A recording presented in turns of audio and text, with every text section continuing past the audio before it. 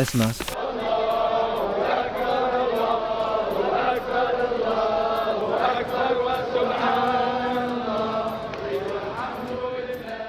اللهم صل على النبي. ملا راحة نفسية. أواخر شهر رمضان وبدينا نقربوا للعيد الصغير بشوية بشوية. الدنيا شيشة، عبيد ماشية وعبيد جاية، من حانوت لحانوت ومن نصبة لنصبة. البلاد زية والفرحة في وجوهنا. عيد اللمة، عيد الحلوب، عيد الكسوة للصغيرات، عيد المهبة، عيد الفرحة في عينين الصغار والكبار. المعايدة في دينا من أهم الحاجات في العيد الصغير. مدينة توا في عصر الديجيتال، باش تبعث تهني أحبابك وأصحابك وعائلتك، تهنيهم بالعيد من قوة سيدي التونسي.